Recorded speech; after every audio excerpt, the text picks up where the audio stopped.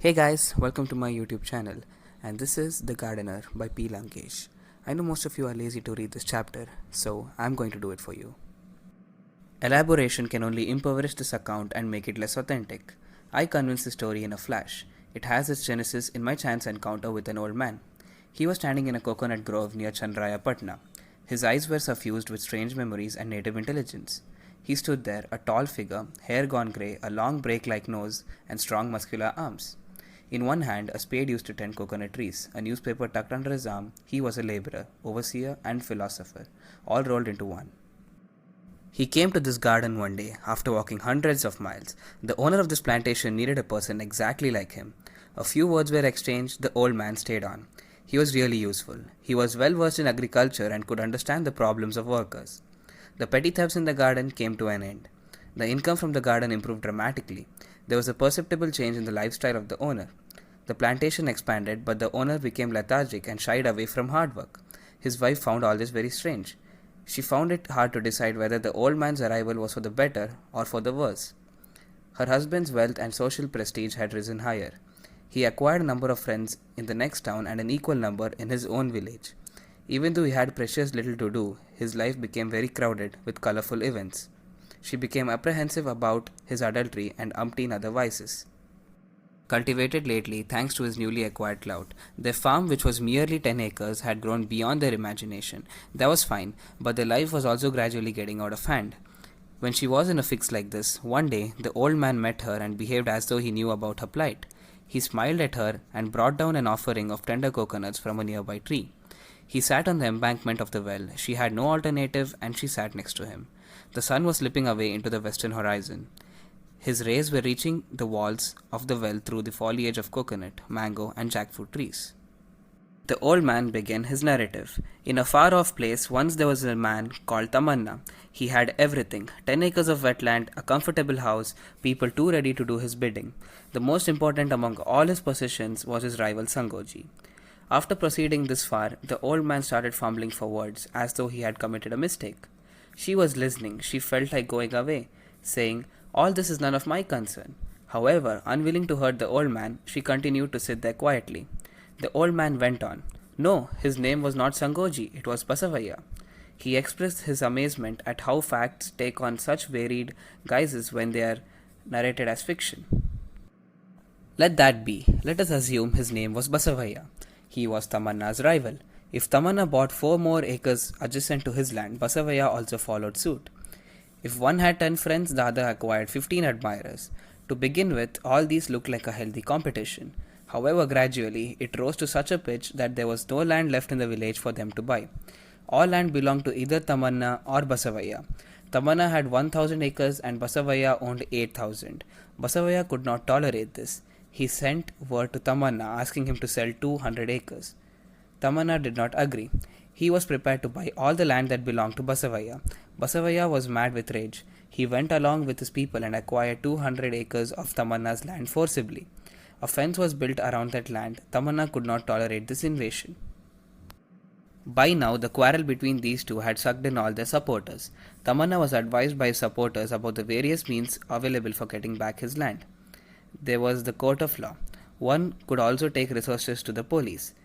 If you did not want that, there were many number of persons ready to attack Basavaya.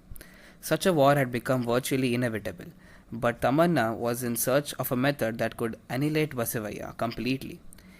He hit upon the idea of composing all his experiences in the form of ballads and singing them. Now the rivalry between Tamanna and Basavaya started moving away from things that were visible towards an invisible, abstract domain. Basavaya had no answer to this. He also tried to sing, but could not. He performed his agricultural tasks more diligently. This too was no answer to Tamanna.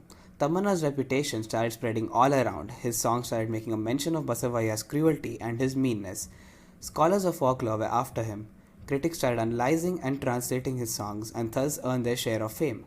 Basavaya helplessly watched all this. Consumed by anger, he engrossed more and more into Tamanna's land.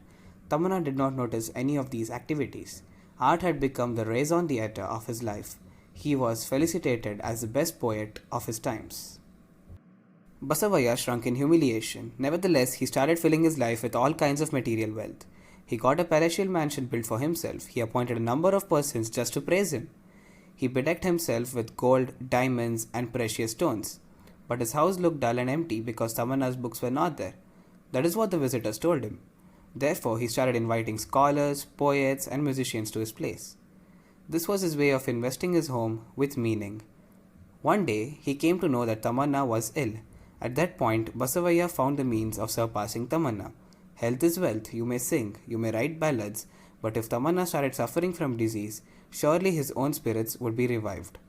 Tamanna's disease was Basavaya's health. However, by this time, Tamanna had thought of yet another method of punishing Basavaya, that was death. If he continued at the level of the body, Basavaya would go on offering a stiff competition. But if his song was separated from his body, if there was no relation between the songs and his own flesh and blood, this is how his thoughts went. That's when I realized how strange human nature can be. The old man began his explanation to the owner's wife. Man needs wealth, education, art, and many more things. Yet, he lives for some kind of unbearable vengefulness. Without it, there would be no reason for his existence. This is not a real story, only what I've heard somewhere. You may know that I subscribe to a daily. To you, I'm just an old man. After a particular age, man loses his name, his age becomes important, and his name vanishes into thin air. Now, I am an old man in this garden, your servant. I'm also the person who reads the newspaper and looks after the garden properly. I conceived the story of Tamanna and Basavaya when all of a sudden Russia told America, I'm not your enemy, I shall not wage a war against you. What must have been the reaction of America, the sworn enemy of Russia, to this declaration? Probably you will not understand the agony and boredom of America. Once it knew Russia was no more an enemy, a nation is capable of withstanding strains like this. But a human being cannot. I suffered a similar fate. I thought my death alone could destroy Basavaya. I gave up everything and started off. A few days after I left, Basavaya passed away. He had no more reason to live. My name is Tamanna. After his death, I forgot all my songs and ballads. I, who was once famous, became a non-entity. Thus, I avenged myself. Your husband is flourishing today as a rich man.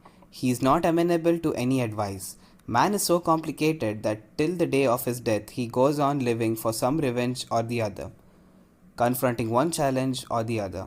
Amma, do not think otherwise. Just assume I did not tell you any of this, or think all this happened in a dream. The laborers have started going home. That young child of Lokia paints well. He is bedridden with fever. I shall pay him a visit. Forgive me, unable to elaborate. I have told you whatever I felt as it is. I had seen all this in a dream. So guys, that was it, and that is The Gardener by P. Lankesh. I hope you liked this video. If you like this, please press the like button and also subscribe for more chapters and more interesting videos. Thanks for watching. Thank you.